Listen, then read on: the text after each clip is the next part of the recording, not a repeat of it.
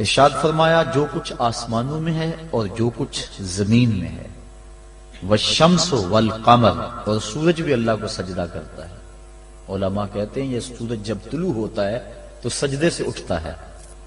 اور جب وہ استوا تک درمیان تک آتا ہے تو یہ قیام میں ہوتا ہے، اور جب وہ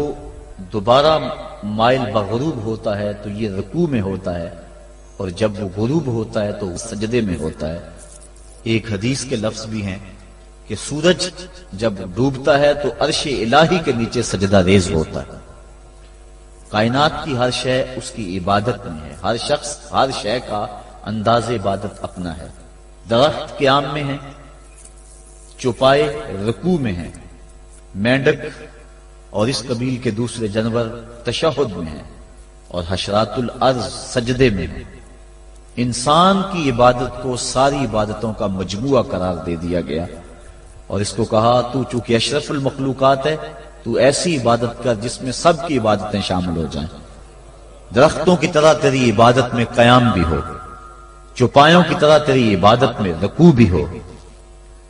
اور مینڈکوں کی طرح تیری عبادت میں تشہد بھی ہو، اور حشرات الارض کی طرح تیری عبادت کے اندر سجدے بھی ہوں۔ سجدہ انتہائی ذلت ہے، اس سے بڑھ کر ذلت دنیا کے اندر نہیں ہو سکتی۔ عالم رنگ و بو میں سب سے بڑی ذلت سجدے میں ہے۔ انسان کے اشرف اعضاء سر میں ہیں،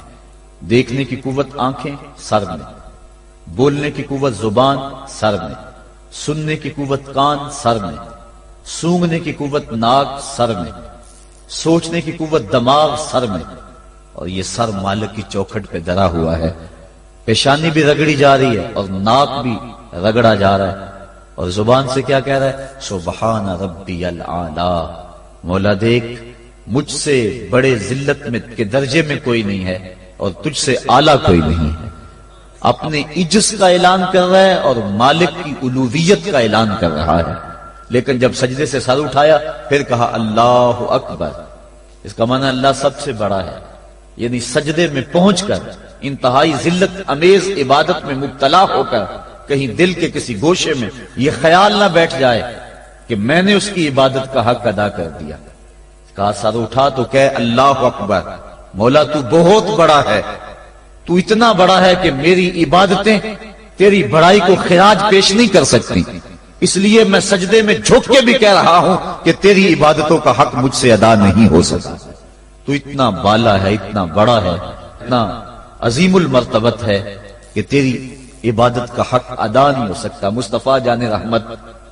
اللہ کی عبادت اتنی کثرت سے کی کہ حتیٰ تتورم قدماہ، یہاں تک کہ حضور کے دونوں پاؤں پہ سوجن آ جاتی، اور اللہ خود فرما رہا ہے محبوب ساری رات جاگا نہ کر، کبھی سو بھی تو لیا کر، لیکن اس کے باوجود کہتے ہیں ما عبدنا کا حق کا عبادتک، اے اللہ تیری عبادت کا جو حق تھا تیرے بندے سے ادا ہی نہیں ہو سکا۔ تو اتنی عبادت کرنے کے باوجود بھی کہا کہ تیری عبادت کا حق ادا نہیں ہو سکا، اور یقیناً بندہ اس کی عبادت کا حق ادا نہیں کر سکتا۔ وہ جتنا بلند و بالا ہے، جتنا وہ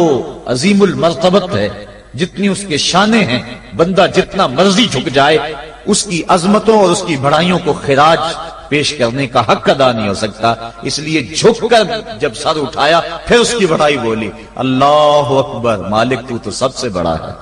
تو اتنا بڑا ہے کہ میں سجدے میں جھک کر بھی تیری بڑائی کو